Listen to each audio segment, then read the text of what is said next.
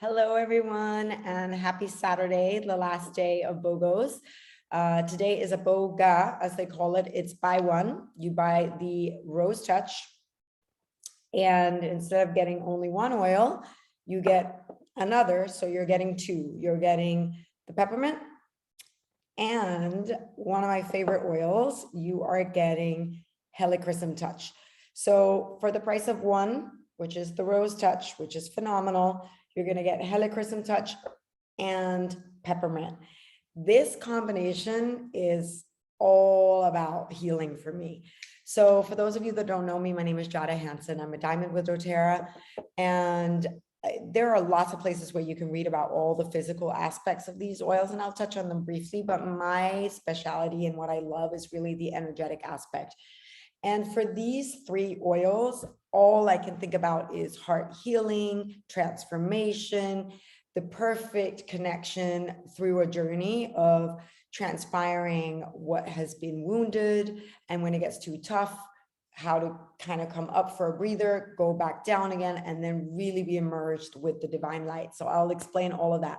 First, however, I'm not wearing any makeup. I wanted to show you, I actually use these directly on my face. So I have a fresh, clean, washed face. I just came out of the shower, and I have found, I don't know if you can see it, I have a beginning of some rosacea. I just found out. I didn't know that was what it was. I like to think that my cheeks just look a little bit pink, but I was told by an esthetician recently that that's beginning of rosacea. Plus, I can get very dark in here in the eye, and I have a sunspot right here.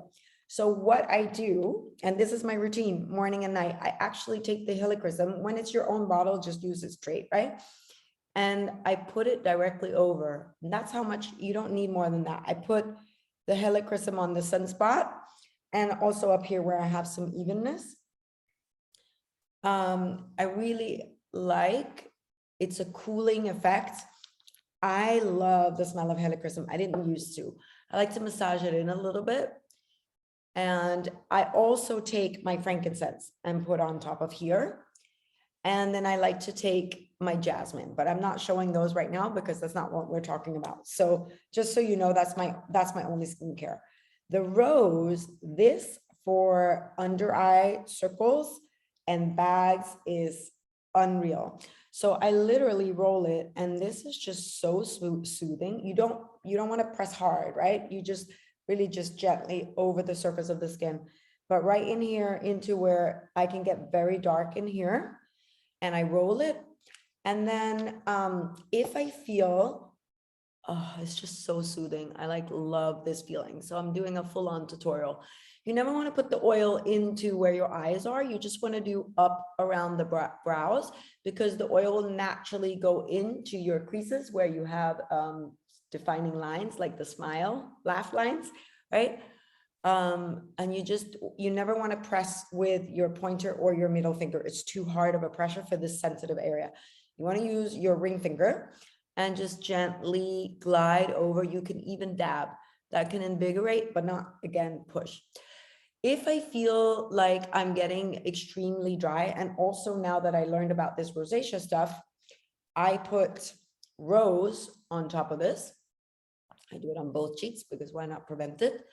And then I will put my Blue Tansy eye cream and then my moisturizer. So that's those are my layers. Those are my serums. I do that especially at night. In the morning, it's this one and Helichrysum, but everything else I was sharing with you, that's at night as well.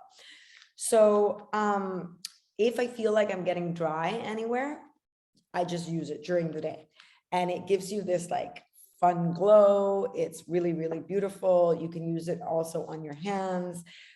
Even I've had a cold sore that wouldn't heal, and I didn't do it from the bottle, of course. I put it on my finger and dabbed it, and it really healed it up within a day. So they're all different, the oils. They're going to work differently on everyone, but that's what I found works for me. So let's talk briefly. Rose is incredibly good for cellular renewal. It's incredibly good actually for radiation also. So if you know anyone who's gone through that, this can neutralize those free radicals in the body. It's also great for hormone support. Helichrysum physically is one of those oils you don't want to be without. It's like a cut, a scrape, anything, a bruise. I remember like I had had a really pretty crazy accident. I was really, really bruised, and I was using Helichrysum with a couple of other oils, but this just took the bruising right out, and the doctor was pretty amazed by that. Peppermint, which is the last one. So what did I said cuts, scrapes, bruises, burns. It is also really soothing actually over the abdominal if you're having cramps. So it's very soothing for that. Peppermint, we know as a great digestive support. It's beautiful for relieving tension. You can massage it into the head. You can massage it into the back of the neck. If you're having problems with fever spiking, you can put it on the backs of your necks, under your feet. It's also great in a combination with lemon and lavender for seasonal support. So these are the physical aspects, really, really powerful oils. Like if you can get today's BOGO or BOGA, then you should get that. The energetic aspects, which I'm really, really, really excited about, is the journey that this takes you on. So I had a client that was having extremely self-destructive patterns, and she couldn't figure out why. She had been in numerous therapies and so what, and we had her use Helichrysum for a week over her heart. Now, what happens with Helichrysum, this is energetically, it supports the walking wounded, people that have had adversity, trauma, abuse, like really, really hard circumstances. This will allow you to heal those wounds. It's not always pretty. Healing is not always pretty, but it can be graceful. And that's where the other two oils come in, right? Healing can be so rewarding because we always get a spiritual upgrade from when we had the courage to dive down, take a look at what's there, what's in those blind spots, what's getting in our way. Now, what I will say, after a week of this, you are going to need some lightness because it will bring everything up to the surface that's been buried. And this is great because you're cleaning out the wounds and then you'll feel lighter. And as you're going through the transition of that healing, you're able to look back at those events and really be grateful for why they happened, because without them, you wouldn't be the person you are today. And that can seem really crazy when you're talking to someone that's gone through crazy trauma. I experienced it myself after having been attacked and strangled. When I used this, especially over the throat, I used it over my scar, but I used it on the heart area. And there was like a week later, I was crying. And I remember my dear friend Zia, she was like, "What are you doing?" And I told her, and she was like, "Oh my gosh, use some peppermint, use some wild orange, get your energy like up to where you can breathe and process, and then go back down again." So that's why I love how they've put the peppermint in here, because the peppermint is really the oil of the buoyant heart. It shows us joy. It shows us that everything doesn't need to be so hard and heavy. It teaches us, you know, how like when you're going through waters, you want to be water, you want to be malleable, but sometimes it's fun to get up above the water and skirt over it like a surfer, gliding over it and just feeling the breeze.